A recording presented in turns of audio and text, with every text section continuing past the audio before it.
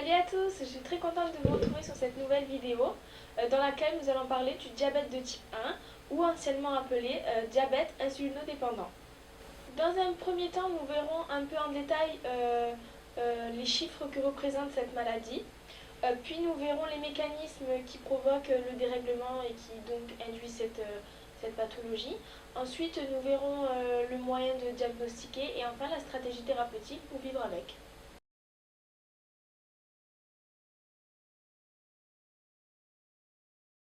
D'après l'INSERM, 5 à 10% des personnes diabétiques présentent ce type de diabète et l'OMS estime à 15 millions de personnes diabétiques de type 1 dans le monde. Ce diabète est aussi appelé diabète jeune ou diabète maigre car une fois sur deux il apparaît avant l'âge de 20 ans.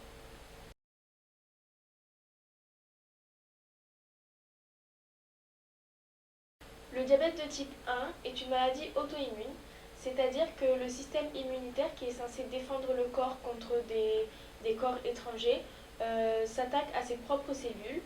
Ici, les cellules qui sont attaquées sont les cellules bêta du pancréas qui sont censées produire de l'insuline.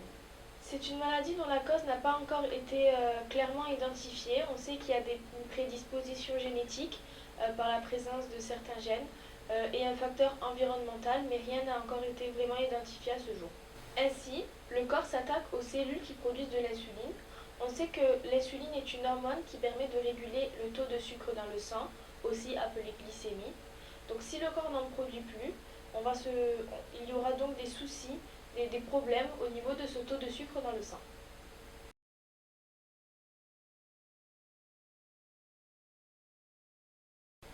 Cette maladie se découvre chez les personnes jeunes. La découverte se fait de manière souvent rapide et explosive, tout simplement parce qu'à sa découverte, la maladie est déjà installée et évolue depuis pas mal de temps. Donc on la découvre de manière fortuite, soit lors d'examens comme une prise de sang ou une analyse urinaire, soit lorsque la personne, en raison d'une hyperglycémie chronique, c'est-à-dire que son taux de sucre dans le sang est élevé depuis plusieurs semaines, voit son organisme modifié par les nombreux symptômes du diabète.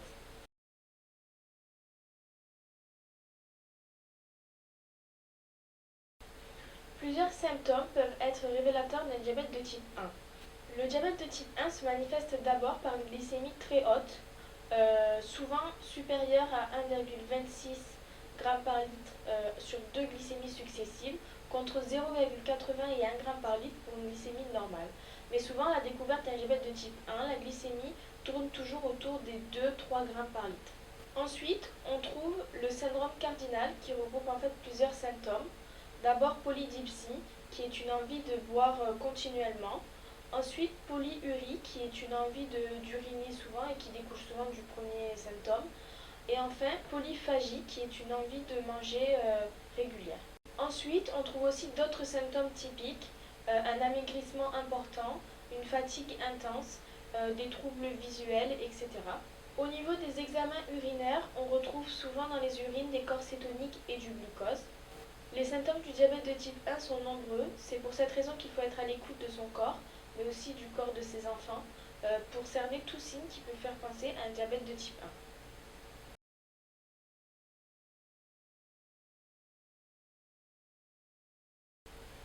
1. Une fois le diabète découvert, nous savons que le pancréas ne peut plus produire d'insuline. Le premier traitement du diabète de type 1 est donc l'injection d'insuline. Il faut remplacer en fait ce que le pancréas ne peut plus faire. Pour cela, il y a différentes manières, soit l'injection d'insuline par multi-injection avec des stylos, soit grâce à la pompe à insuline. Ensuite, il faut pratiquer l'autosurveillance. D'abord le suivi de son diabète par l'équilibre des doses et savoir gérer une situation d'urgence, etc. Ensuite, il y a le suivi des glycémies en faisant 4 tests minimum de sa glycémie, souvent avant les repas. Ensuite, il y a le suivi de l'évolution du diabète par ce qu'on appelle l'hémoglobine glyquée qui représente une moyenne de 3 mois de l'équilibre du diabète. Et enfin, il y a un bilan à faire chaque année minimum qui est un bilan ophtalmologique, cardiologique, etc.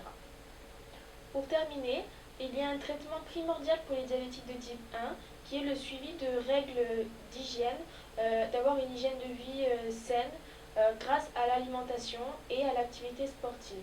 En effet, l'alimentation va permettre de réguler sa glycémie au mieux l'activité physique va permettre d'augmenter ses dépenses énergétiques et donc de diminuer ses doses d'insuline.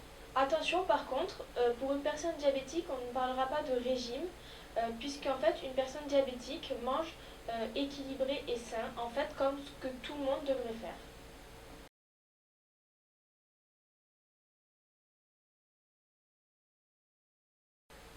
Toutes ces mesures sont prises afin d'éviter que des complications arrivent. En effet, le diabète est considéré comme une maladie muette, c'est-à-dire que c'est une maladie qui ne se voit pas jusqu'à ce que des complications arrivent. Si un diabète n'est pas traité ou mal traité, il engendrera des complications qui résultent toutes d'un taux de sucre dans le sang trop élevé. Nous classons les complications du diabète de type 1 selon deux catégories, les complications chroniques, c'est-à-dire qui arrivent sur du long terme, et les complications aiguës qui arrivent rapidement. Parmi les complications chroniques, nous avons les complications qui touchent les yeux par des troubles visuels. Ensuite, nous avons les complications qui touchent le rein par une insuffisance rénale. Ensuite, des complications qui touchent les membres inférieurs, c'est-à-dire les pieds et les jambes. Et enfin, des complications qui touchent le cœur par une hypertension artérielle. Parmi les complications aiguës, nous retrouvons l'hyperglycémie supérieure à 1,40 g par litre et ensuite le coma acidocétosique qui résulte d'une hyperglycémie chronique, c'est-à-dire d'un taux de sucre dans le sang qui date depuis plusieurs jours.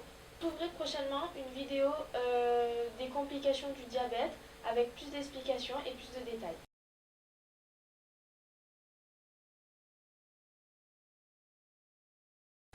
Pour conclure, je dirais que le diabète de type 1 est une maladie qui apparaît souvent chez les jeunes enfants et qui bouleverse considérablement l'équilibre d'une famille du fait qu'il impose des règles. Cependant, il faut savoir qu'une personne diabétique qui respecte ses règles et qui régule correctement son diabète peut vivre comme tout le monde sans qu'aucune complication n'apparaisse. Voilà, j'espère que cette vidéo vous aura aidé à y voir plus clair. Si vous avez des questions, n'hésitez pas, surtout j'y répondrai. Prochainement, je ferai la vidéo sur le diabète de type 2 et le diabète gestationnel. Merci beaucoup de me suivre sur les pages Facebook et YouTube et à bientôt.